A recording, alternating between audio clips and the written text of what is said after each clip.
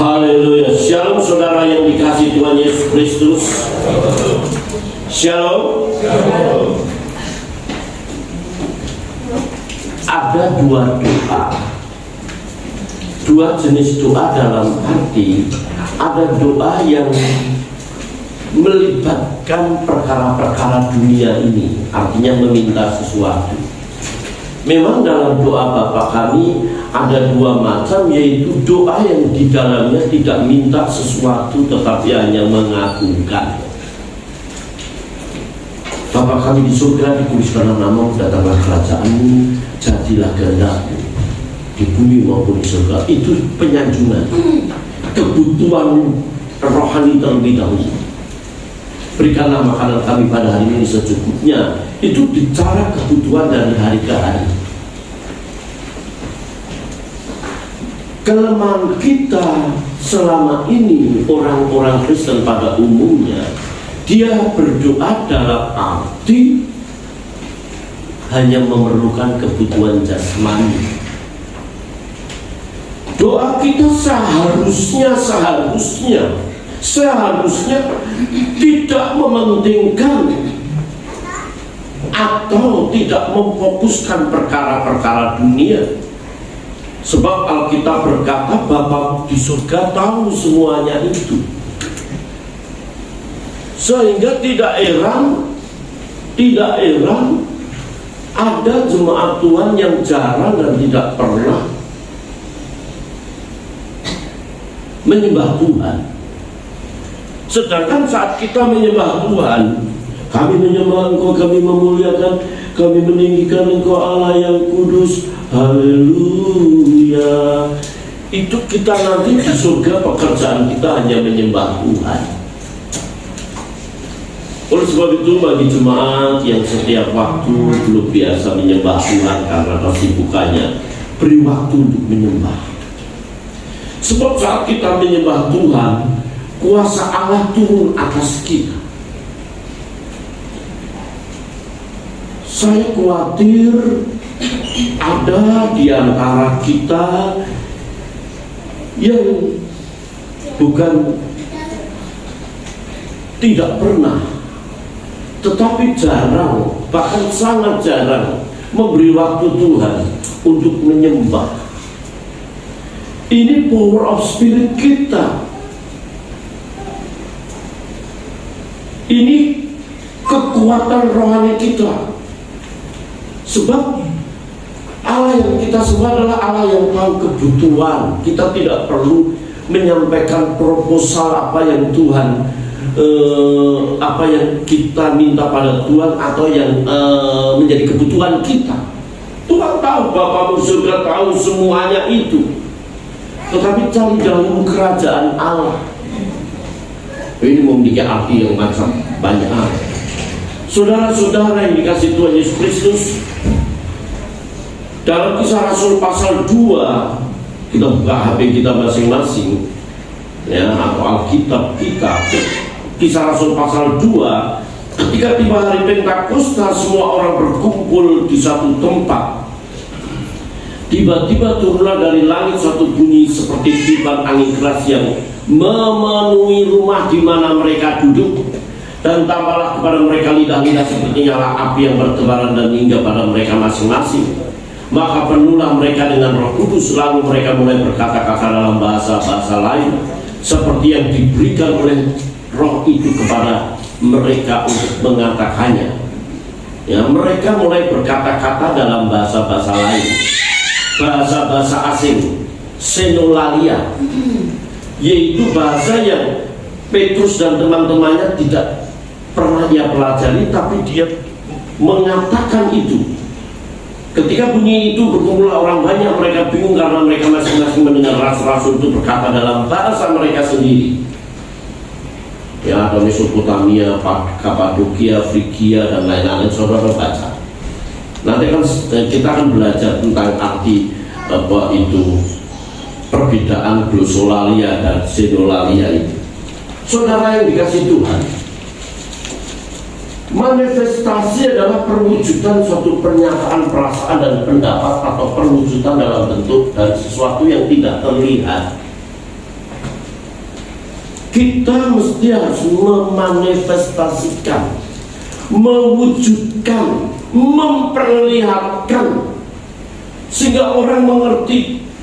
Tema pada hari ini adalah kita mesti harus memanifestasikan roh. Roh itu dari bahasa Ibrani ruah, ya, ruah, tidak terlihat.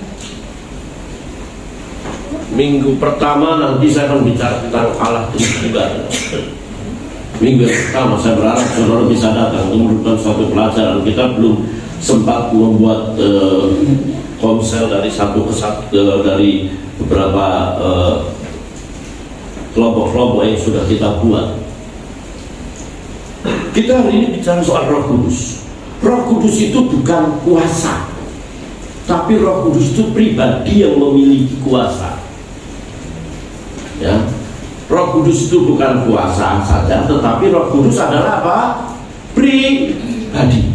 Allah Bapa, Putra dan Roh Kudus. Tapi Roh Kudus itu adalah tidak terlihat. Roh itu, ruach itu tidak terlihat. Angin. Yohanes 4 ayat 24. Allah itu roh. Barang siapa menyembahnya harus menyembah dalam roh dan kebenaran.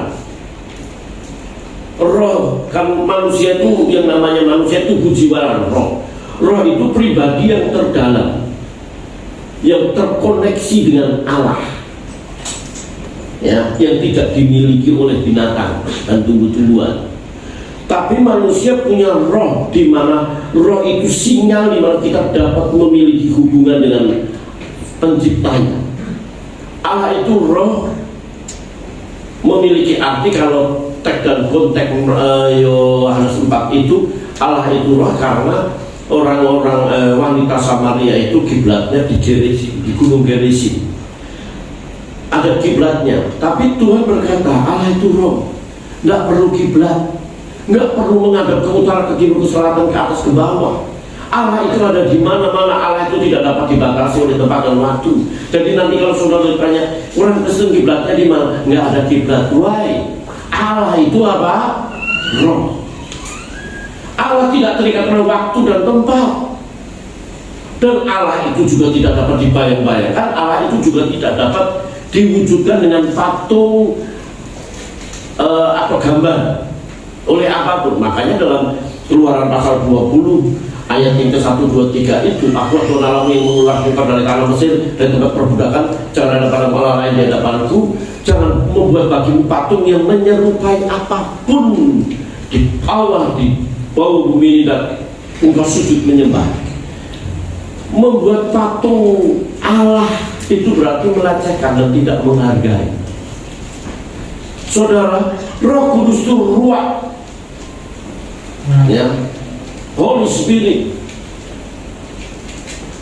Roh itu tidak terwujud, tidak terlihat. Tapi di hari Pentakosta, Allah memberikan Roh Kudus itu mewujudkan diri dengan lidah-lidah api. Lidah, mengapa lidah-lidah api dengan tidak yang lain? Lidah melambangkan bahasa dan penyampaian bahasa. Jadi untuk kita dapat mewujudkan roh Allah dalam hidup kita, kita mesti harus mengalami yang namanya Pentakosta atau Pentakosta. Lidah melambangkan bahasa dan penyampaian. Salah satu ciri orang yang memanifestasikan, mewujudkan roh Allah dalam hidupnya, dia memiliki bahasa yang baru. Nanti saudara baca dalam Markus pasal yang terakhir, dia akan mengatakan bahasa-bahasa yang baru. Mulutnya ditata, mulutnya diatur, WA-nya, statusnya itu memanifestasikan roh. Enggak? Kalau saat dia marah, saat dia mengungkapkan emosinya yang meledak-ledak, apakah dia memanifestasikan roh itu? Itu penting.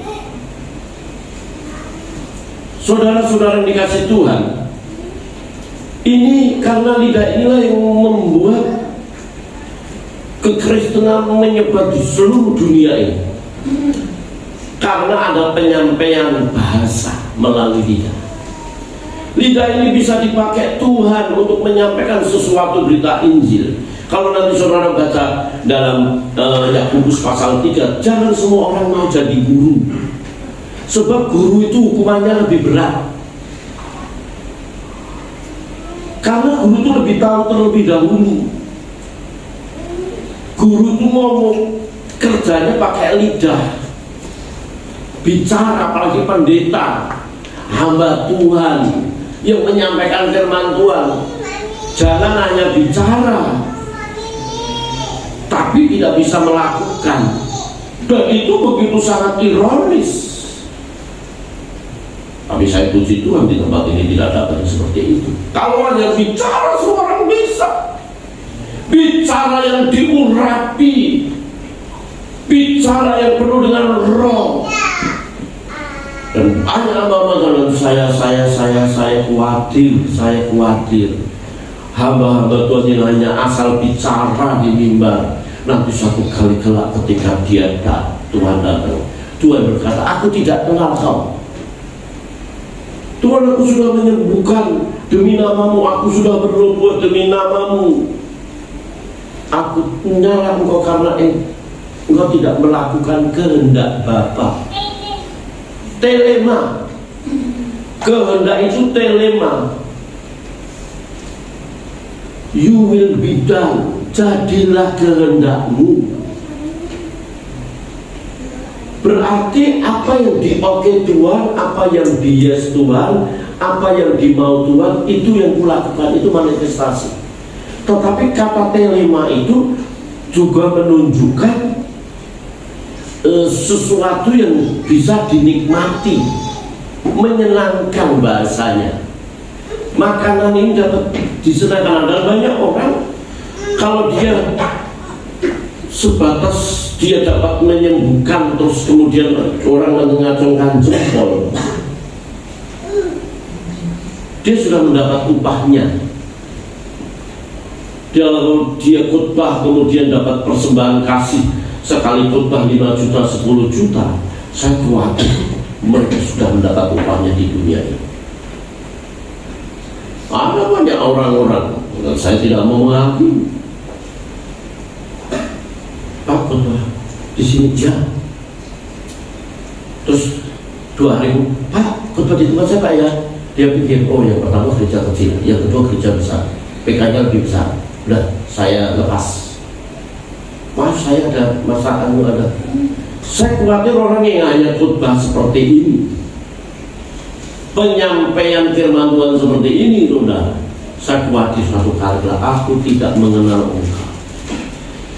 Mari kita mau memanifestasikan Roh Kudus itu yang pertama melalui perkataan kita, cara bicara kita, intonasi bicara kita, ketulusan kita. Apalagi saudara-saudara kita semua pelayan-pelayan abdi Tuhan yang menyampaikan firman Tuhan di mimbar ini. Saudara, api melambangkan kehadiran Allah yang membakar dan menyucikan, yang membakar. Hadirat Allah itu beda dengan kehadiran.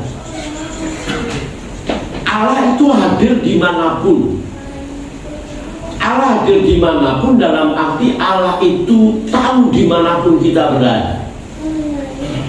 Kita berkedukun, Tuhan juga tahu. Saudara jatuh dalam persinan, Tuhan tahu. Di kantong dan benar, Tuhan juga tahu. Di rumah kelihatan mesra dengan istri, tapi di luar mesra dengan istri orang, Tuhan juga tahu. Itu Tuhan mengerti semua, tetapi hadirat Allah itu pribadi Allah turun, suasana surgawi turun atas kita. Oleh sebab itu sering-sering saudara menyembah Tuhan, sering katakan Allah di sini menjamahku sempurna, Allah di sini mengasihi. Belum bisa menyembah, menyanyi. Anak-anak remaja, yuk mesti harus banyak menyembah Tuhan. Ya teruna-teruna akan kuurapi di UL. Anak-anak muda mesti harus berdoa, banyak doa. Gereja yang bertumbuh salah satunya adalah gereja yang berdoa. Gereja yang bertumbuh salah satunya adalah gereja yang berdoa. Barang-barang 1, 2, 3. Gereja yang bertumbuh salah berdoa. Gereja yang bertumbuh salah satunya gereja yang berdoa. Jadi kalau mau diteliti, mengadakan penelitian dampak ibadah doa dalam pertumbuhan gereja GBI Rehoboth, dicek Januari ini, Rabu pertama yang datang berapa orang, Rabu kedua berapa orang, dijumlah. Kemudian dibandingkan setiap minggu yang datang berapa, itu ketahuan sejauh mana pertumbuhan kita. Nah, pertumbuhan itu kan bisa dilihat dari jumlah kolektor, jumlah perpuluhan, jumlah ucapan syukur, itu kan bisa dilihat. Sebab itu angka. Kalau pertumbuhannya tidak bisa, pertumbuhan dapat dilihat dari jumlah jemaat. Tetapi pertumbuhan iman kita itu kan nggak bisa dilihat sejauh mana iman kita bertumbuh. Sejauh mana iman kita bertumbuh, sejauh mana apakah GBI, jemaat GBI setia, GBI Papan Mas, ya suka di setiap kan juga di GBI Papan Mas itu memiliki antusias yang memberi kepada Tuhan. Itu kalau di riset, di survei, jumlah minggu pertama kolektor sekian, cek, iya. Saudara, kehadiran Allah itu beda dengan hadirat. Ya, moga-moga tadi kata hati saya ya, bukan kata Tuhan. Ada beberapa didapati jemaat yang jarang menyembah Tuhan di rumah.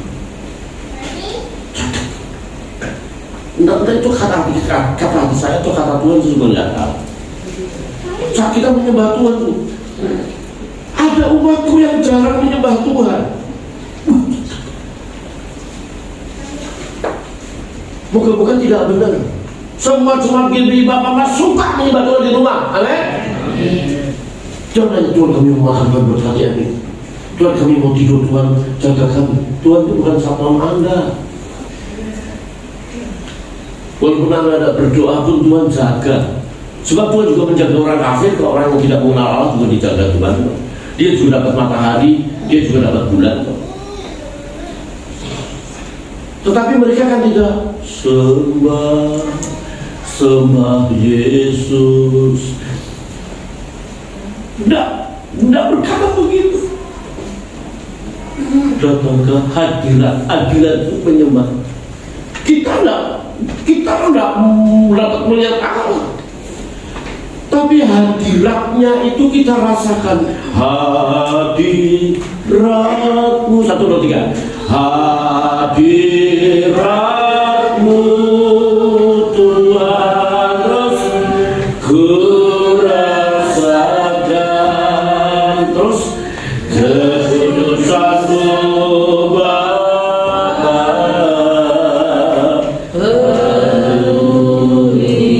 Itu yang penting hadirat Tuhan. Allah itu ada di mana-mana. Orang dunia juga tahu Allah itu hadir. Tetapi Tuhan tidak, hadiratnya tidak dia dirasakan mereka. Kita jatuh dalam dosa, Tuhan juga tahu, hadir di situ, melihat. Tetapi hadiratnya tidak kita rasakan. Hadiratnya saat saudara jam 3 pagi atau jam 12 malam berlutut, saudara nangis, selamatkan suamiku Tuhan. Al-Fatihah. Dan orang itu bisa dideteksi orang yang suka berdoa dan tidak suka berdoa. Bisa dideteksi. Ini orang doanya penuh urapan, doanya yang penuh dengan hadirat. Tahu. Mulai sekarang kita mesti harus merasakan hadirat Tuhan setiap hari. Amin. Setiap hari harus merasakan hadirat Tuhan. Kehadirannya itu menyucikan. Ya. Bareng-bareng. Ya, Kisah Rasul 1 ayat 8. Kamu akan menerima kuasa apa? kamu akan bermaksud kalau Roh Kudus turun ke atas kamu. Roh Kudus, kuasa itu dunamus, power of spirit.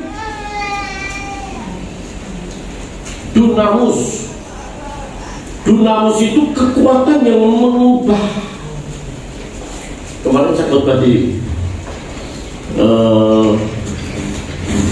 Tunas Harapan, ya, guru-guru dan kepala sekolah.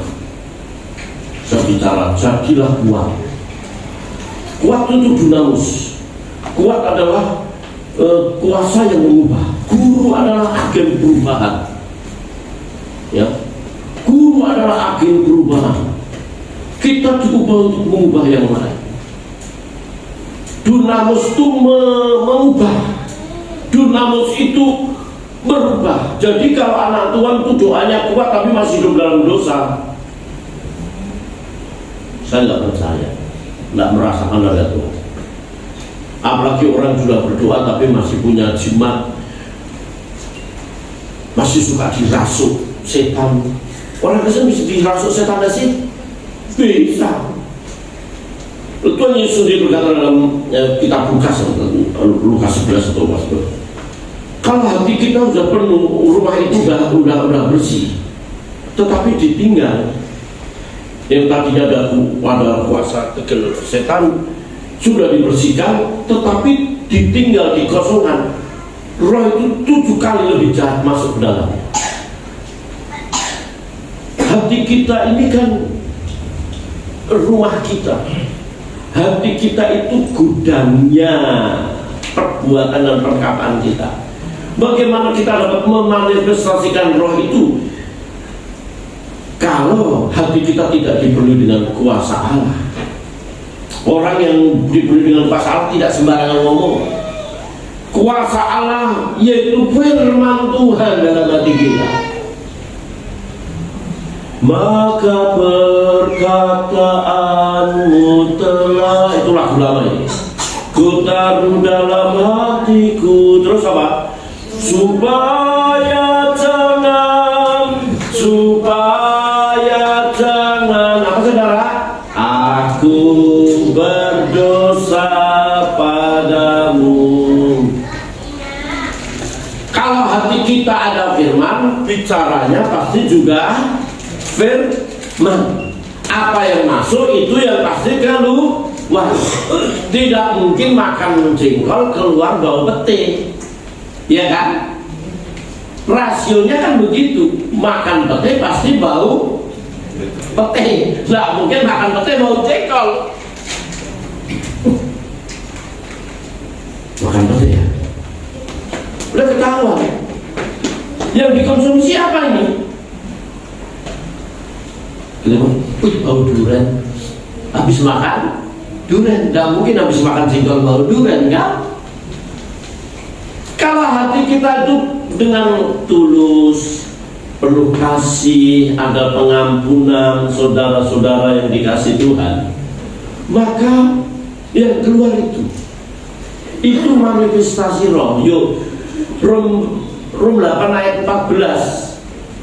Anak-anak Allah dipimpin oleh roh Allah. Saudara, wujud atau manifestasi roh itu yaitu mereka dipenuhi dengan Roh Kudus dengan berbahasa roh. Bahasa roh ini disebut glosolalia. Dan dalam pengakuan iman di Betel, pengakuan iman GBI, salah satu tanda, bukan bukti ya, salah satu tanda orang dibaptis Roh Kudus. Kalau bukti itu bicara soal sikap yang tadi, manifestasi. Ya, tanda dibaptis Roh Kudus adalah glosolalia, berbahasa roh. Bahasa roh kalau saudara nanti baca dalam 1 Korintus pasal 14, bahasa roh itu adalah karunia yang Tuhan berikan, dan saya yakin karunia itu untuk kita dapat berkomunikasi dengan Bapa di surga. Semua orang pasti dikasih, cuma kita peka atau tidak, itu soal.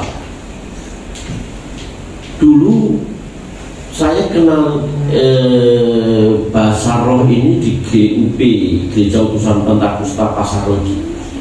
Jadi kalau ada doa 10 hari itu, saya berangkat sama saudara kembar saya, itu jualan kaki dari Nusukan ke Pasar Legi. Pak Lulu tahu jauhnya kayak apa. Setengah 5 itu kalau jam 4 kalau tidak nyampe tidak ada tempat. Itu ibu gembala dan bapak gembala itu berbahasa roh, kemudian menerjemahkan bahasa roh, menerjemahkan. Wah saudara, saya pengen sekali dapat bahasa roh bertahun-tahun. Kemudian ada pengkhotbah yang namanya Ibu Budiman, itu khotbah di Rawakalong. Khotbah itu khotbahnya 10 menit, 15 menit, tapi doanya dari jam 10 sampai jam 3 sore. Oke. Di sini ada orang yang suka membaca primbon. Melihat, silahkan maju ke depan. Maju. Sini ada orang yang kupingnya sebelah kiri sakit, silahkan maju. Maju kok bukan kamu mundur-mundur. Itu namanya karunia marifat. Itu 1 Korintus pasal 12 saudara. Kalau saudara punya karunia marifat, saudara tahu.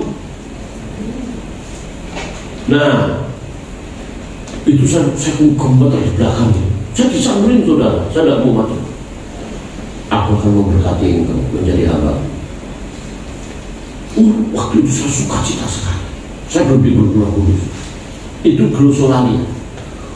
2 tahun kemudian ketika piknik, ketika retreat, saya ikut dari GBI Pendeta Erastus waktu itu yang saya kenal dari kecil ini. Siapa yang mau dibaptis Roh Kudus maju, saya maju. Ada getaranku gitu. Memang kalau anak kecil pertama kali ngomongkan itu awal. Kalau saudara nanti berdoa sendiri itu awal saudara dibaptis roh. Kalau anak kecil kan maka anak kecil kan begitu. Ngomong sama Tuhan juga gitu. Pertama saudara tidak usah takut. Itu dari awal. Lah dia kan Bapak kita di surga, masuk kita tidak dikasih bahasanya untuk kita punya komunikasi. Tetapi nggak ada kursus bahasa roh. Nanti saudara Pak Pendeta, saya mau ke rumah ngapain? Saya mau kursus bahasa roh. Nggak ada saudara ya, nggak bisa. Bahasa roh itu yang tahu hanya Tuhan sendiri. Setan nggak tahu. Kalau saya bicara begini, Tuhan memberkati hamba-hambamu yang melayani dengan hikmat. Itu berdoa dengan akal budi namanya. Itu berdoa dengan akal budi. Orang bisa mengerti. Pak Franyanto, Tuhan memberkati bersama istri dan anak-anak. Pak Asyulan, Tuhan melawat. Pak Lulu, dengan kesetiaan Tuhan berkati. Engkau memberkati Mbak Karni dalam seluruh pergumulan. Itu doa pakai akal budi. Tapi saat berdoa, hamini titara kasihan, suna rena hitasian, mutatarasian rohasi, nahanai, isona hatamana hitarasian namasu. Kalau bahasa itu setiap hari dipakai, kita ngomong seperti biasa sama Tuhan. Itu kita bisa berjam-jam. Apakah bisa hilang? Bisa, kalau kita nggak pakai. Dan saya ingin semua jemaat, apalagi pelayan-pelayan Tuhan, hamba-hamba Tuhan, semua diurapi. Tapi Tuhan juga bukan hanya memberikan glosolalia, Tuhan juga memberikan senolalia. Senolalia itu bahasa asing yang ia tidak pelajari, tetapi orang lain tahu. Markus, kemudian apa itu yang 120 di Yerusalem itu kan berbahasa roh. Rupanya orang-orang Kapadokia, Mesopotamia itu mendengar dia ngomong bahasanya dia. Itu namanya senolalia. Ketika ada seorang penginjil di Afrika, dia mendirikan sebuah kemah. Dia berdoa dalam bahasa roh. Ada perampok-perampok yang mengelilingi.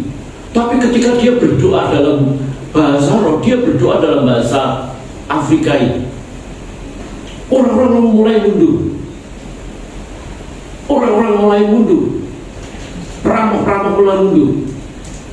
Bicaranya seperti seorang pengacara. Tahu betul kesalahan-kesalahan dia mulai mundur. Itu namanya senolalia. Yang saya pernah ceritakan, dulu kan saya itu orang buangan. Orang buangan dalam arti melamar di SPJ dan diterima, saya lari ke PGA. Saya untuk meyakinkan diri, saya berkata, keluarkan saya dari kota Suluan. Menurut saya jauh, tidak makan, tidak minum, dan itu saya sudah rasakan. Itu saya berdoa begitu. Akhirnya almarhum Pak Sari datang ke rumah tahun 79, nyari saya, tapi tidak ketemu, untuk menyekolahkan saya di seminar.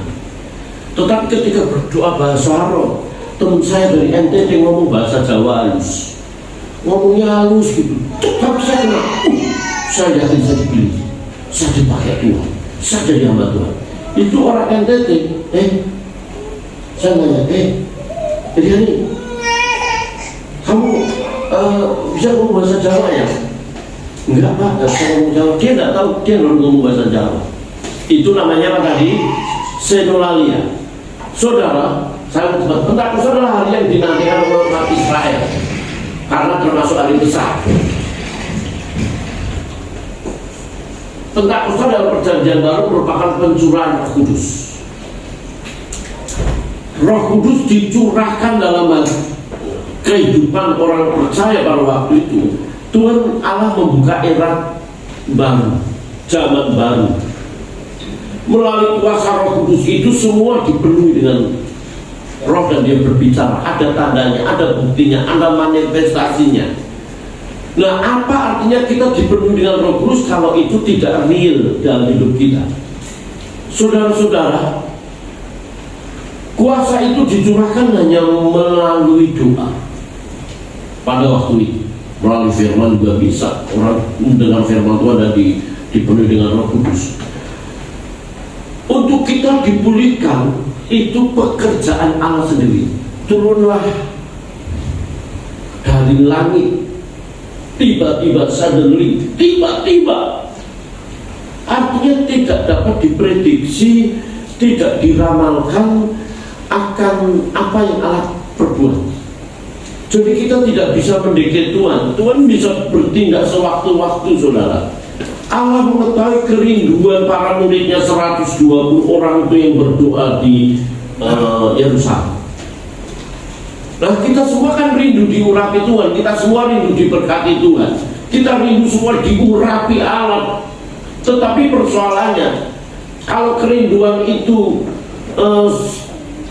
sampai 100%, kerinduan kita berapa persen? Ibadah kita, kerinduan ibadah kita berapa persen? Yang saya katakan minggu yang lalu, antusias semangat ibadah kita itu dalam tingkat rendah, sedang, atau tinggi. Dalam doa setiap waktu itu tidak lebih dari 5. Kalau semua datang ada 30 saja. Kalau saya datang di Lipo Cikarang itu yang berdoa itu bisa ratusan. Bisa ratusan. Tetapi sekali ibadah juga 1.000, 2.000 sekali ibadah, 3.000. Nah, antusias semangat kita untuk diubahkan Tuhan tahu. Yang penting aku datang tiap minggu aja lah. Untuk pertumbuhan gereja itu bukan urusan saya. Saya yakin saudara, kalau kita mau diubahkan, kita mesti harus berdoa. Ya, saudara yang dikasih Tuhan, Pentakosta harus kita alami. Ini poin terakhir nih kita baca. Pentakosta harus kita alami. 1, 2, 3. Pentakosta harus kita alami dalam kehidupan kita setiap hari jika kita memanifestasikan pekerjaan Roh Kudus dalam kehidupan. Ya, kalau soal Pentakosta nanti saudara bisa klik tapi itu Pentakosta. Tapi aplikatifnya di gereja. Semua orang ini diberkati, tetapi nggak mau dibayar dengan mahal. Saudara kalau ingin dibaptis Roh Kudus berbahasa roh, saat saudara sesat dalam arti tidak dapat mengungkapkan dengan kata-kata, saudara bisa bicara dengan bahasa roh dengan Tuhan. Saudara bisa menjadi lega dan saudara Allah mengerti. Itu Rum pasal 8 ayat 28 atau 30. Roh yang membantu engkau dalam doa dengan keluhan-keluhan yang tidak terkatakan. Jadi Roh Kudus adalah pribadi yang ada dalam hidup kita. Ini doktrin yang tidak agama lain memiliki. Allah Bapa kita ada di surga, dan Yesus Kristus yang ada di surga itu juga menyertai kita yang namanya Immanuel. Tetapi Allah yang Maha Tinggi itu juga ada dalam hati kita. Tidak tahukah tubuhmu adalah bait Roh Kudus, bait suci. Bait Roh Kudus itu di 1 Korintus 6 ayat yang ke-19-20. Lah kalau hati kita penuh dengan roh, tempat Roh Kudus, mari kita mau doa setiap hari. Saya berharap minimal 30 menit aja lah, nggak usah banyak-banyak. 30 menit tapi konsisten. Sementara istri tidur, anak tidur, Pak Samuel berdoa, kami memuji Engkau Tuhan. Nggak usah minta diberkati Tuhan, nggak usah. Tuhan tahu, Tuhan pasti memberkati saudara. Nggak usah minta, oh Tuhan, aku banyak pergumulan Tuhan. Tuhan juga tahu penyakitmu. Aku menyembah Tuhan. Hadirat yang menyembuhkan kita, hadirat yang memulihkan kita. Oleh sebab itu, mari kita alami Pentakosta setiap hari. Mari kita alami Pentakosta setiap hari. 1, 2, 3. Mari kita alami Pentakosta setiap hari.